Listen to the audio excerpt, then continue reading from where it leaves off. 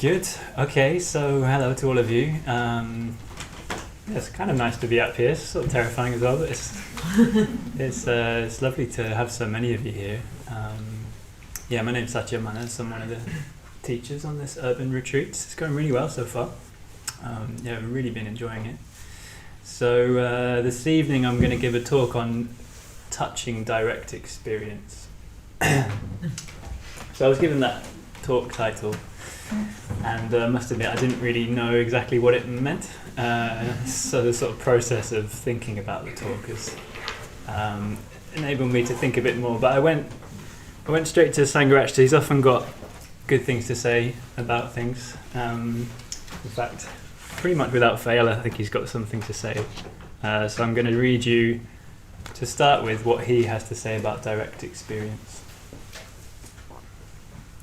The Vajrayana is a path on which nothing matters except direct experience, on which one is prepared to abandon external traditions and conventions of every kind, even those of Buddhism, even those of the Tantra itself. It is a path on which you no longer care what people think of you. According to some tantric sayings, it is the path on which you may at times appear to other people as being completely mad, or like an animal, or even like a ghost. Okay. So do be careful what you signed up for. We're practicing the tantric path this week, in fact. So last night, Suryanaga, very skillfully, I thought, very beautifully evoked the beginning of the story. So he set the scene, of those of you that were here, of 8th century Tibet. So it's 8th century Tibet, which we have to imagine as quite an inhospitable terrain. So it's rocky, it's cold, it's craggy, it's mountainous. And the king at the time, in the 8th century, wants to set up a monastery. He wants to establish Buddhism in Tibet, to rule through Buddhism. And so he enlists the help of Santarakshita, who is a fairly scholarly, intelligent, diligent monk, to build a monastery.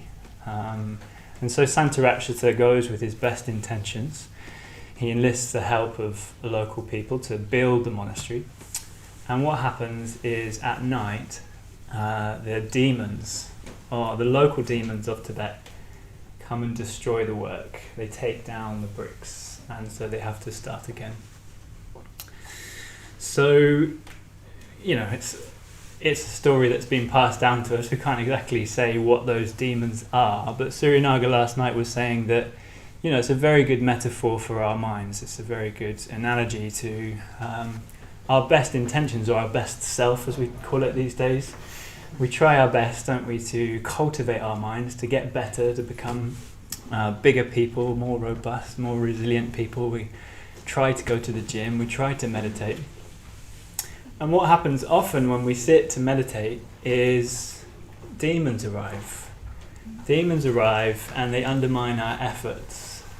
So we have these demons of self-doubt, of self-criticism, of restlessness, of anxiety, of intense sort of craving, and they slowly undermine our efforts to build this monastery in our minds. So I think it's a useful metaphor to think about these demons that come slowly to take things down. Suryanaga used, well, very honestly, I thought, talked about that Instagram moment. I don't actually have Instagram, I'm still on Facebook, which shows how out of touch I am these days. But anyway, he was saying that moment where you intend to go to sleep or read a book, and it's like your phone just kind of comes into your hand, and it just enchants you, doesn't it? It just, there's a spell. These demons that are in our phone cast a spell on us, and we lose ourselves. We lose ourselves in our phones. We become sort of dead to the world, and it's just you and the phone, and it is like magic in some ways. And like you said last night, you can lose a whole 45 minutes just scrolling. And so that's a shame, isn't it, in a way, as a start. That is a bit of a shame that we have these best intentions, but these blustery winds come along and they undermine those intentions. So Satyamanas, with his monastery, he in fact just gives up. He concedes defeat to the demons, and he goes to the king and he says, I can't do it. I can't build this monastery. The demons, they take it down every night. And he doesn't know what to do. And I think Satyamanas in a way sort of represents that rational mind, that doing mind, that wants to kind of construct an edifice of our lives that somehow isn't enough, that somehow can't get all of us on board, that somehow doesn't recognise that we've got these complex emotions, that we are complex beings that can't be cajoled somehow, that can't be gathered together and forced to sit. So in comes Padmasambhava.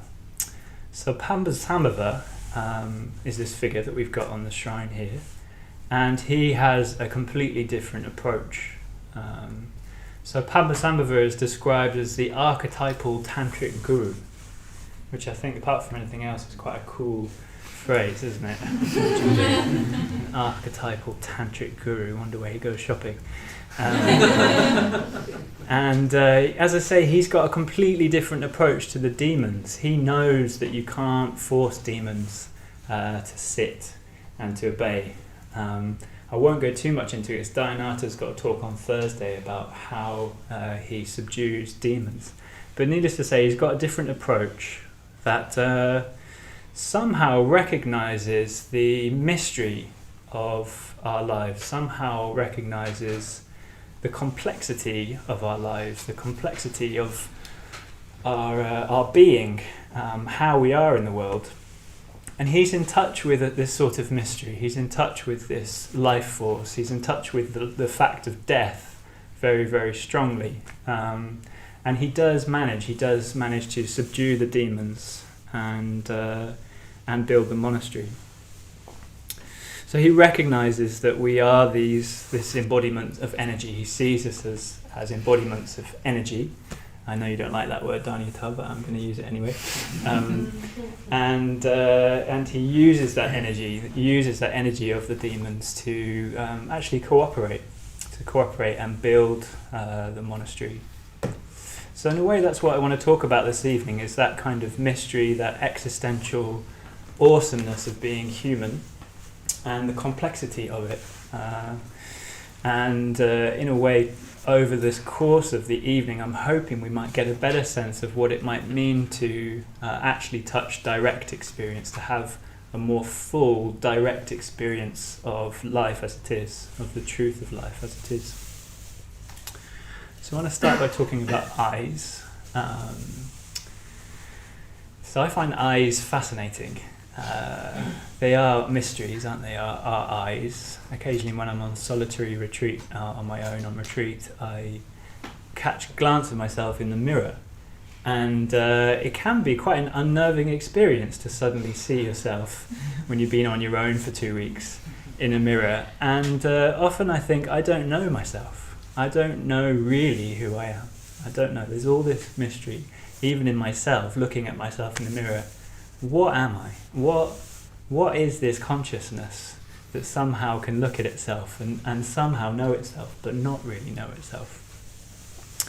A couple of weeks ago, I lead a Mitra study with Priyavajra over there, and it's a Tuesday night class, so they've come, some of them have come at least, to this evening. Thanks to those of you that have come.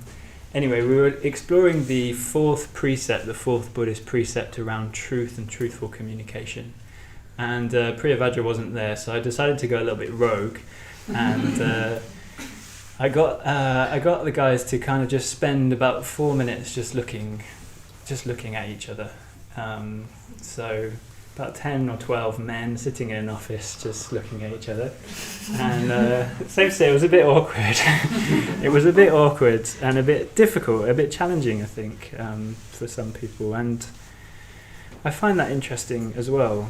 I think eyes are the window of the soul. I think that's an old proverb, but I think it somehow gets across something about our eyes. Alan Watts says, "We are the eyes of the cosmos. Through our eyes, the universe is perceiving itself," which I don't really understand, but it does again sound pretty cool. I went to see this play the other week called Jerusalem. It was on just a short run actually. It was a play that was on in 2010. But anyway, it's a fantastic play. The protagonist in it is this kind of pretty wild, eccentric man, semi-gypsy man, who lives in a caravan on the outskirts of a small village in Dorset. And the people of the town, they've signed this petition to evict him, so they want to get rid of him. And so the whole play, you have this looming sense that he's going to be evicted from his caravan, and he's not going to have anywhere to go. And he's been there his whole life, living in this caravan. And it's a very interesting character, because on one level he is completely mad. You know, he's debauched. He drinks. The beginning of the play, he fills up a glass with beer and cider and vodka and a raw egg, and he downs it. And I was sitting on the front row, and some of that spilt on me. And you think, on one level, he's kind of disgusting. And he's debauched. And yet, there is something magical about him. There is something incredibly alive and vital about his presence, about his way of being. And the actor Mark Rylance, I'm sure some of you know him, he's got this kind of magical twinkle in his eyes, hasn't he? He's got that knowing gaze that's somehow a little bit mischievous and a little bit challenging, but also incredibly loving. And so I'm kind of interested in that gaze. I'm kind of interested because I've seen it. I've seen it around retreats. It's interesting, very interesting, to be on a very long retreat. I was on a very long retreat last year for 3 months, getting ordained. And it's very interesting to see people's eyes and how they change over a retreat. If you contrast that to, the dull eyes that you often see on the tube, or even my own dull eyes sometimes after a busy week at work. On a retreat, people's eyes can become electric. It's like they kind of bulge out of the head. It's like they have this, a different kind of consciousness can emerge on retreat over a long period of time. Particularly the person who's leading the retreat, Satyamanas, got these deep blue eyes, and by the end it was like they were lasers, like they were kind of ecstatic light almost emitting from them. And that is the Gaze of Pambasamba. So that is the Gaze of Pambasamba. Of course, I never met Padmasambhava. There's no photos of Padmasambhava, but in the depictions that we've got, in the tankas and the rupas and the images and paintings, you see this gaze. You see this intense gaze that's looking straight at you, that knows you somehow more than you know yourself, and that's looking through you in a way. It's looking right through you. And it's seeing something in you. It's seeing a sort of potential, I think. It's seeing something. It's like he's seeing what you really are, or what you really could be. There's something extremely challenging about the gaze of Padmasambhava. He looks a little bit menacing in some ways, but it's also a gaze of love. It's also a gaze of, friendship, I think. True friendship, a friendship that kind of really wants to bring out the best. And I think, Padmasambhava, if he was here now, he'd probably see us living the way we do in modern times. A bit scattered, probably, a bit nervous, a bit anxious, a bit, we try our best, don't we, in modern times. There are a lot of demons out there that are not acting in our favour. Our phones not being one of them. And we try our best. We sort of shore up certainty for ourselves, don't we, in our jobs and our identities and our social media profiles and our houses and our nice things that we buy. And I think all of that is fine, really. In a way, I think we're trying to live, aren't we? We're trying to live in a way that somehow gives us a sense of certainty, gives us a sense of clarity about who we are and what we're doing. And Padmasambhava would have a sort of understanding of the fear, I think, that causes those behaviours in a way. I think he'd see us and he'd see fear.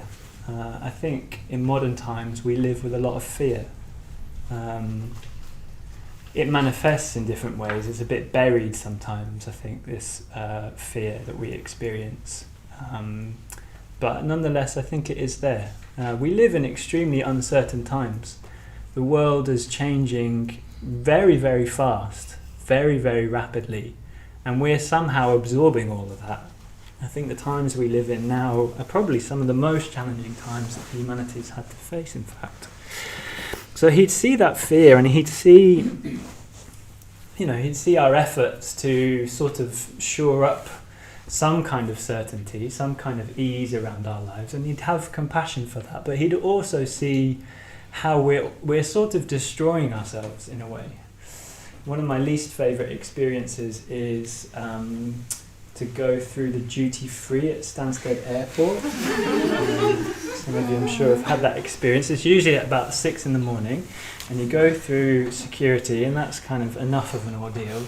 But then you're sort of thrown into this temple of doom where you've got these bright, searing white light, which kind of just wakes you up, and you're forced to walk through this kind of haunted fairground ride of death and life. And you've got half of it which is geared towards killing you, the cigarettes and all the booze and everything, and then the next bit is geared towards sort of giving you the sense that you're not decaying, or helping you at least kind of pretend that you're not. And it's a horrible, horrible experience, isn't it? And it sort of makes me, I've been trying to cut down on flying, and that's really helped. And that's a shame, isn't it? That's a shame that we live from that kind of superficiality. And I think it comes down to, it is interesting that, a lot of those products are trying to prolong our lives, aren't they? They're trying to make us last young. You're looking at me a bit sad there, don't you, Ty? Is that because you're using it? I was just not thinking about cigarettes. Surely that's not meant to prolong your life. No, yeah, well, I meant the second half. The cigarettes, we enjoy them, don't we? And that shortens our lives, but we don't want our lives to be shorter. But anyway, so yeah, we're afraid of death. I think we're afraid of death. It's very normal, isn't it, to be into anyone that completely confronted death. He has completely accepted that death. He lives from that. He lives from that knowledge that he has this strength because he's faced up to the fact of death. Because he's not afraid of death, because he's sort of seen death quite fully, he's free. He's free. And wouldn't it be great to be free? Free from that state of anxiety and worry around death. I feel very lucky to have discovered the Dharma quite young in my life, so I came along here almost 10 years ago, and I think that equipped me with the I don't want to say skills because that's not really the right word, but somehow the knowledge that it's important when someone close to you is dying to see that as a very precious opportunity. So a few years ago my dad was diagnosed with a terminal illness, a lung condition, idiopathic pulmonary fibrosis. And I just knew at the time, because I was practicing, and we've spent a lot of time reflecting on death, I think, here, that I needed to really make the most of this. I really needed to, in a way, confront that reality that he didn't have very long to live. So I made a sort of commitment to go and see him every month. So he lived in Somerset, where my mum still lives now. So I'd get the train down every month to go and see him. And it'd pretty much be the same every month. I'd get off the train, my mum would come and pick me up, and we'd go home, and my dad would be there in this kind of pink recliner chair, the ones that get you up off the ground as well. Always sitting in the same place, always doing the crossword and watching the news at the same time. Just endless rounds of news and crosswords and things. And it's funny, we never really had a proper heart-to-heart in all of that. You know, you might think I've gone there to just kind of really connect with him. And that didn't happen. My dad was a very different generation, didn't really talk much about his emotions. And to be honest, I found it hard to connect with him on that level. We never really had a kind of flowing conversation in that way. But I knew that didn't really matter. So he would sit there watching the television, and I would sit there sort of pretending to watch the television, but really just watching him, just taking him in. And occasionally he would glance at me, and we just sort of would meet eyes, and that was sort of enough for me, really. There was a sort of mutual understanding of the situation that we were in. We just meet eyes for a little moment, and that's something that I've really come to cherish. That glance, that somehow the mystery of the sort of meeting of, you know, myself and my dad, and that glance that I've experienced so many times, a very loving glance. So I knew that my task really was to just stay present, in that situation, not go into kind of teenager mode, as it's very easy to when you're at home, and just stay present. And one night my dad gave me a test. So in the last few weeks of his life, my mum and I looked after him. He was bedbound, and he called on me in the middle of the night. And it'd been a stormy night, and he got me down, and he was afraid. There were some figures at the end of the bed, sort of menacing figures, what I kind of imagined to be demons, actually, that were at the end of the bed and that were terrifying him. And he wanted me to sit and meditate and hold on to his shoulder. He wasn't a tactile man at all. I almost never gave my dad a hug, but he wanted me to hold on to his shoulder because he was afraid. And he just said, sit there and meditate for me. And my dad, he had no interest in meditation whatsoever. He'd never, really properly asked me about it. In fact, I think he mostly thought it was about sort of staring at your navel and not much else. And but yeah, he asked me in that moment to meditate for him. And so I sat and just held onto his shoulder and did the Metta Bhavana for most of the night, or at least I tried to. There's a little host of distractions and all that. And when I tried to get up and go, he'd just grab me and grab my hand and get me to sort of sit and meditate with him. And and the next day he was different. He was much more subdued, was calm. Those demons are gone. I don't know if I'd subdued the demons myself or they just disappeared on their own accord. But that day at about 4 o'clock, my mum and I were getting him off the commode, and he breathed his last breath. That was the last night of his life.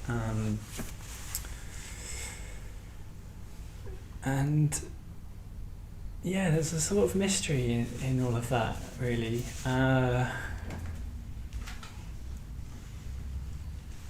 Being with someone that you know so well and that you've had so much experience of their life, for them suddenly to not have life anymore, for that to have gone. And we had this absurd moment where you have to ring up the doctor to get them to come and do the death certificate. And the receptionist said, my mum was like, hello, my husband's just died, I need to speak to a doctor. And she said, okay, I'll just put you on hold. And we got this hold music which felt like an absolute eternity. Your call is important to us. Anyway, eventually the doctor did come, and they have to lift up the eyes to check that there's no response still. And it was so weird. It's such an odd experience to see those eyes just completely dull, to not have any life in them anymore. It was like he was just gone. Somehow he was just gone. The life in his eyes. The eyes are still there, and we know the biological function of eyes, that receive light and turn it to electrical signals. But eyes so much more, isn't there, to an eye? And all of that, all of him really was just gone, had just disappeared. So I found that very confusing in a way. I didn't really know what that was about. And his whole physicality, he was a big guy, like he had these big hands and he had this big head with lots of grey hair. I don't know how he managed to keep his hair. And I'd go and visit my mum again every month afterwards, and I'd come in. The chair was still there. The pink chair was still there in the lounge, facing the TV. Crossword was still on the coffee table, and he was gone. So where's he gone? Where's he gone? So disorientating in a way. And we had him cremated, and about a year later, my sister and he was an antique dealer, so I had all these kind of antiques around the house and bits of treen, which is sort of small bits of antique made of wood. And it was my job to spoon the ashes into this bit of treen. I was like, okay, so here's my dad, who's now these ashes that I'm somehow spooning out of this box into this other box, which was his, and he's now on my mum's bedside table, and it's just like, where has he gone? So that whole experience really changed me. That really changed me profoundly, I think. I didn't see my life in the same way anymore. I didn't see my relationships in the same way anymore. And somehow after that, I've somehow attracted death. It sounds a bit morbid, doesn't it? But when I go on solitary retreat, or when I'm on retreat, or just around, I seem to attract death. As I have an insect land on me, for example, and sort of walk around in a bit of a haphazard way on my leg, and then just suddenly drop dead. Or I'll be on retreat, and there'll be this lamb that's quite near my solitary hut, and then the next day it's just died, and it's under a pine tree. Or I recently buried a squirrel that was in front of my flat that had died. The last night of my ordination retreat, I found this great, huge Barbary sheep, these incredible animals with these horns. They're absolutely huge. They look like prehistoric creatures. So powerful, so full of energy, vitality and life. And it had been shot. I discovered it. It had been shot by hunters. And just the look in its eyes and everything. So something happens there. I'm not quite sure what it is. Maybe they come to take their demons away. Maybe. I'm not pretending to be any sort of tantric guru, but I do seem to attract death now. And I think these are real experiences. They're real experiences that break us through into a more direct experience of what life is, or what it means to be alive. And if those kinds of experiences have not happened to you already, you've been lucky enough not to lose anyone that's close to you so far in your life, it will happen. It will happen, and it will probably happen sooner than you think. So Padmasambhava sort of knows all that, and he intentionally cultivates or seeks out those sorts of situations and lives with them. So I was thinking, how can we do that? How can we find these experiences in our day-to-day life, in a way prepare ourselves for those experiences, prepare ourselves for death? And one way that I'm going to suggest to do that is to go out into the natural world. To experience the natural world a little bit more fully. You can do that on retreat, obviously, but you don't need to go on retreat to experience the natural world. You can go to some of the parks around here. I particularly like the Tower Hamlet Cemetery Park, which is just the other side of just over there, just the other side of Mile End Park. In fact, I went there this evening to sort of prepare myself, as it were. And it's an old Victorian cemetery that's just been completely overgrown with trees and ivy and bushes, and there's all kinds of life there. There's insect life, there's bird life, squirrels living there and everything. And it's a place where I think it just reflects the truth of things a bit more. I mean, it's not that pleasant. It's not like Victoria Park, where everything's very kind of manicured and nice.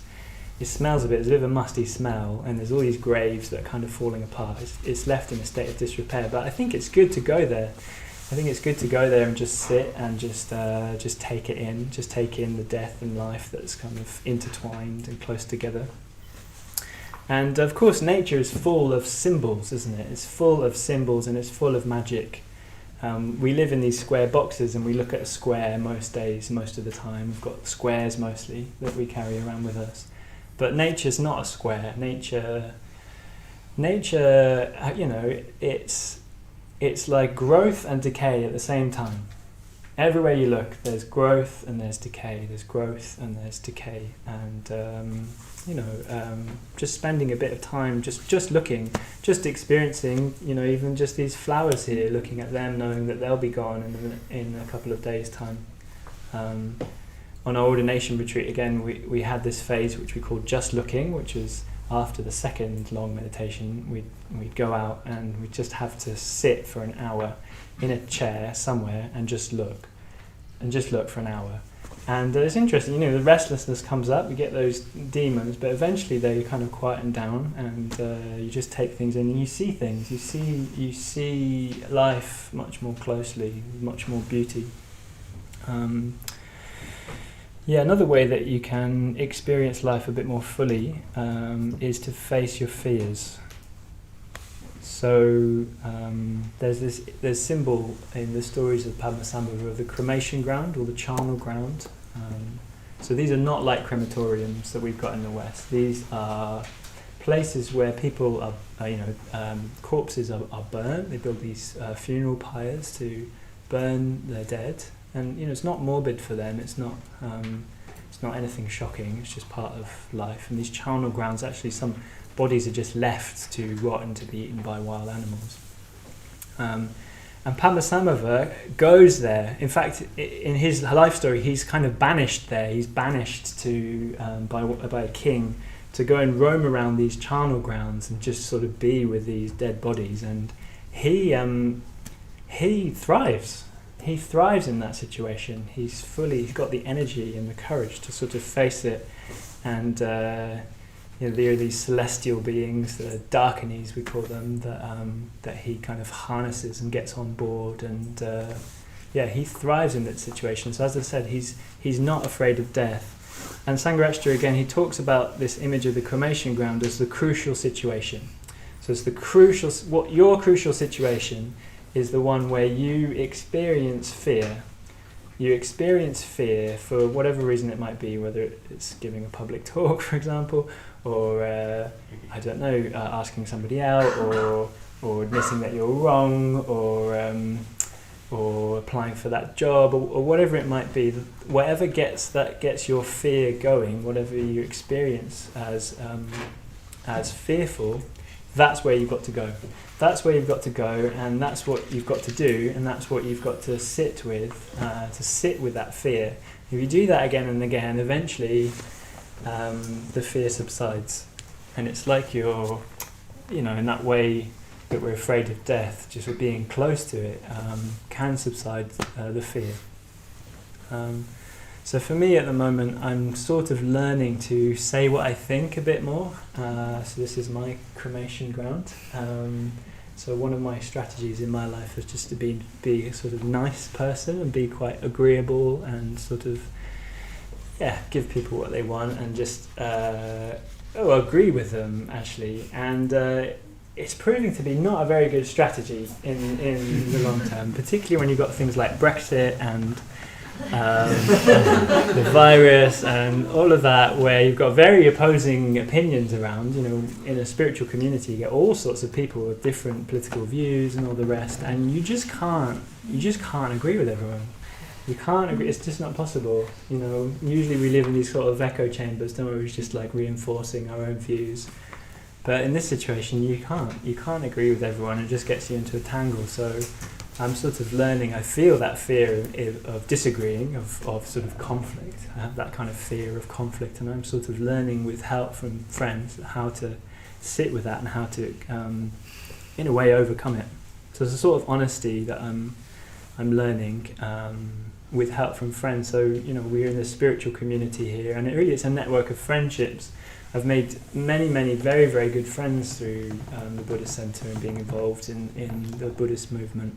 And these are friends that really see me in the same way as Padmasambhava for what I am and what I could be, and challenge me and support me and give me the sort of compassion that I need to grow. So just a few minutes left. I think, I'd like to say a bit more about Padmasambhava. So he comes to Tibet and he has this different approach, and he subdues the demons, and what ensues is a period in Tibetan history where you've got a complete flourishing of Buddhist activity. Monasteries are built, you get translators and all kinds of different Buddhist situations. It becomes a Buddhist country, in fact. So it's a great success. And it's a success because he knows the complexity, he understands, he's directly seen what's needed to transform situations, to transform the demons, to transform people's energy and get people on board. Of course, we don't know what Padmasambhava really looks like. He is a historical figure, but he's also become, as Surinaga said, a sort of figure of legend. But through the paintings and depictions that we have of him, we see that he wears 3 robes. So first of all, he wears a blue robe that is close to his chest. So that's close to his skin, this blue robe. And the blue robe, blue is the colour of the sky, isn't it? It's the colour of emptiness in Buddhism. And it sort of represents this kind of mystery, this kind of majesty. He's recognised that, and he holds that close to him, that we really don't know. We really don't know what our lives are, or who we are, or what we could become. And so that's what he has closest to him. And it's said to be embroidered with dragons, which I love. I love that little detail. Something of that, Mark Rylance character that's in touch with the ancestors and the magic and the legend. Of course, in this country, we used to be inhabited with tree spirits and fairies and all kinds of different creatures, nymphs, giants in our kind of imaginal history, and we've killed them all. We've killed them all with a scientific, materialist, rationalist point of view. So wouldn't it be great to kind of revive those spirits in our culture? And he's close to those, and he sees them for what they are. The second robe is a yellow robe, which is a yellow robe of light. So it's the colour of the sun, isn't it? And it's the colour of clarity. So he knows. He can see clearly, he sees directly what's needed for transformation, and that's sort of discipline and getting all of one on board. It's the monk's robe, this patchwork robe, this robe of renunciation, of discipline.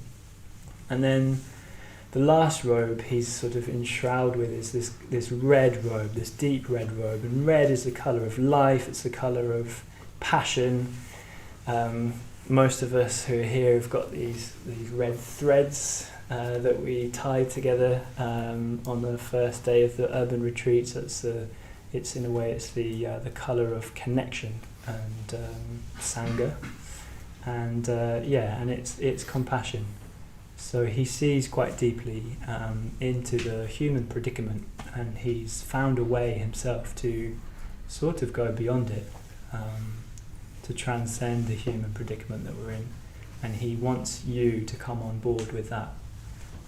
So it's a menacing look, a menacing gaze, a challenging gaze, but also one that is extremely loving. So I thought I'd finish just with another quote from Sangharakshita.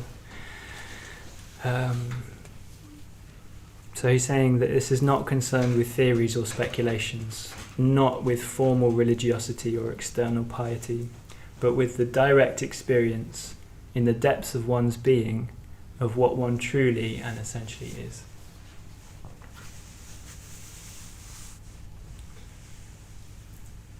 Okay, so we're going to spend the last part of the evening sort of evoking all of that through a short ritual. So like we did last night, for those of you that were here, I'm going to start the Padmasambhava mantra. And then you're all invited, if you want to come and make offerings to light a candle. One way to direct experience is to set fire to yourself, as someone did last night. I'd probably encourage you not to do that this evening.